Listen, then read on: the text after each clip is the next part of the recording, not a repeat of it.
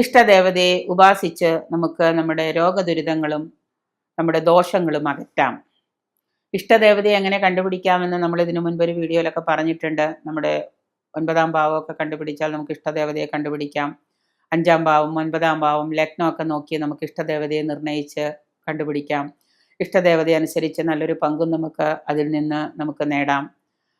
ദേവഭക്തി, മന്ത്രം, യന്ത്രം, പൂജ, പുണ്യകർമ്മങ്ങൾ ഇവയൊക്കെ നമുക്ക് 5ാം ഭാവം കൊണ്ട് വെളിപ്പെടുന്നതാണ്. ജാതകം എടുത്ത് വെച്ച് കറക്റ്റായിട്ട് നമ്മുടെ 5ാം ഭാവം നോക്കിക്കഴിഞ്ഞാൽ നമ്മുടെ ഈ പറയുന്ന ഈശ്വര അനുഗ്രഹം, ചിലർ പറയും എൻ്റെ ജാതകത്തിൽ ഈശ്വരാനുഗ്രഹം ഉണ്ടോ എന്നൊന്ന് നോക്കാൻ.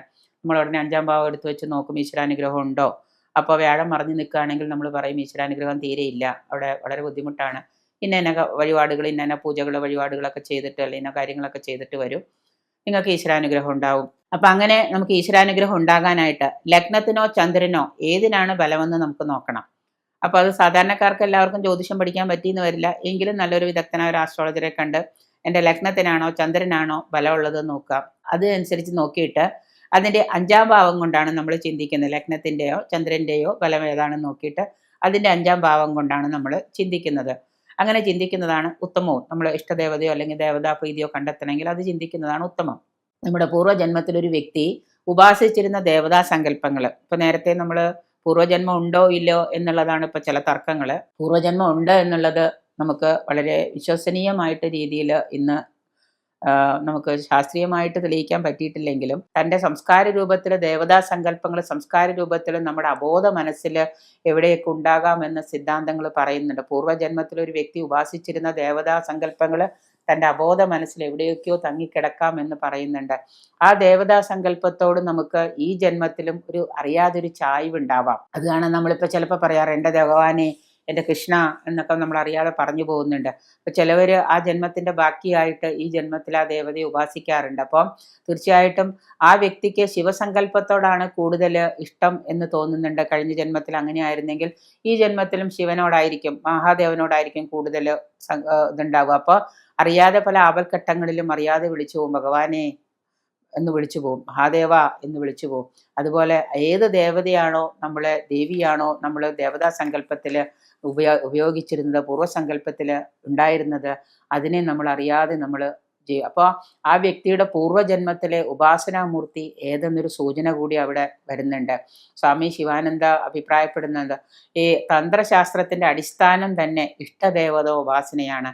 സ്വാമി ശിവാനന്ദ പറയുന്നത്, തന്ത്രത്തിൽ പറയുന്നത് തന്നെ, ഏത് ഇഷ്ടദേവതയാണോ നിങ്ങൾ ഉപാസിക്കുന്നത് ആ ഇഷ്ടദേവതയെ തന്നെ നിങ്ങൾ ഉപാസിക്കുക.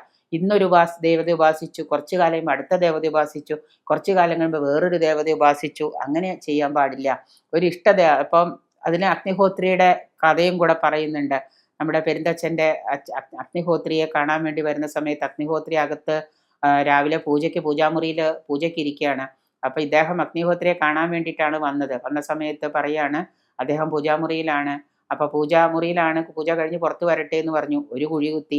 അടുത്ത സാളഗ്രാമം പൂജിക്കാൻ പോയി, അത് കഴിഞ്ഞ് വരട്ടെ, അടുത്ത പിന്നത്തെ ദേവതയെ പൂജിക്കാൻ പോയി. അങ്ങനെ രാവിലെ ചെന്ന് കാണാനിരുന്ന അഗ്നിഹോത്രി പൂജകളൊക്കെ കഴിഞ്ഞപ്പോഴേക്കും ഇദ്ദേഹം 10 കുഴി കുത്തി. ഓരോ പ്രാവശ്യം വന്ന് പുറത്ത് വന്ന് പറയുമ്പോഴും ഓരോ കുഴി കുത്തി. ഈ 10 കുഴിയും കുത്തി കഴിഞ്ഞ് ഉച്ചയായപ്പോഴാണ് അഗ്നിഹോത്രി അകത്തുനിന്ന് പുറത്തേക്ക് വരുന്നു. ഈ 10 കുഴിയും കുത്തിക്കഴിഞ്ഞ സമയം കൊണ്ട് ഇദ്ദേഹം പറയുന്നുണ്ട്, ഈ 10 കുഴി കുത്തിയ സമയവും കൊണ്ട് ഞാൻ ഒരു കുഴിയാണ് കുത്തിയിരുന്നെങ്കിൽ 10 കുഴിയിൽ നിന്ന് കിട്ടുന്ന വെള്ളം, ഈ 10 കുഴി കുത്തിയിട്ടും വെള്ളം കണ്ടില്ല, ഈ ഒറ്റ കുഴിയിൽ നിന്ന് എനിക്ക് എന്താണ് വെള്ളം കിട്ടുമായിരുന്നു. ഈ 10 കുഴി കുത്തിയ സമയം കൊണ്ട് ഞാൻ ഒറ്റ കുഴിയായിരുന്നെങ്കിൽ ഇവിടെ വെള്ളം കാണുമായിരുന്നു. അതിൻ്റെ അർത്ഥം എന്താ?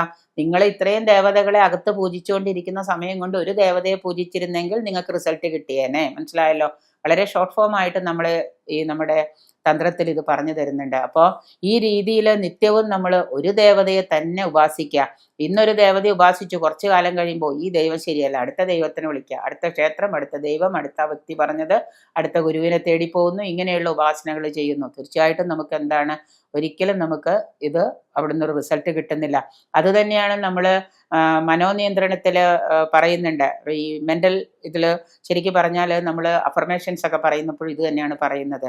ഒരു കാര്യം ഒരേപോലെ തന്നെ നമ്മൾ നിരന്തരമായിട്ട് എഴുതുകയും പറയുകയും ചെയ്താൽ നമ്മുടെ ജീവിതത്തിൽ അത് യാഥാർത്ഥ്യമായി വരും. അപ്പോൾ നല്ല കാര്യങ്ങൾ ചിന്തിക്കുകയും നല്ല കാര്യങ്ങൾ പറയുകയും ചെയ്യുക. അത് തന്നെയാണ് ദേവതാ സങ്കല്പത്തിലും പറയുന്നത്. ഒരു ദേവതയെ, നിങ്ങളുടെ ഇഷ്ടദേവത ആരാണോ 5-ാം ഭാവമോ 9-ാം ഭാവമോ നോക്കി, ചന്ദ്രനോ ലഗ്നാലോ നമ്മൾ നോക്കിയിട്ട് ഇഷ്ടദേവതയെ കണ്ടുപിടിച്ച് ആ ദേവതയെ തന്നെ നമ്മൾ ഉപാസിക്കുക. ആ ദേവതയെ നിരന്തരമായിട്ട് ഉപാസിച്ചാൽ നമുക്ക് എന്താണ്, നമ്മുടെ ജീവിതത്തിലെ കഷ്ടങ്ങളും നഷ്ടങ്ങളും ഒക്കെ ഒഴിവാക്കി ജീവിതത്തിൽ സർവ്വ ഐശ്വര്യം നമുക്ക് കൈവരുന്നതാണ്. ശാരീരികമായിട്ട് സാമ്പത്തികമായിട്ടൊക്കെ ഉയർച്ചയ്ക്ക് നമുക്ക് ഇഷ്ടദേവതാ ഭജനം സഹായിക്കുമെന്ന് ഭഗവത്ഗീതയിൽ 7-ാം അധ്യായത്തിൽ 22-ാം ശ്ലോകത്തിൽ പറയുന്നത് അത് തന്നെയാണ്. ഇഷ്ടദേവത ആരാധന ഭഗവാൻ പറയുന്നത് അതാണ്. അത് ചെയ്യുന്നവർക്ക് ഗ്രഹമനുസരിച്ചുള്ള ഫലങ്ങളാണ് ലഭിക്കുന്നത്.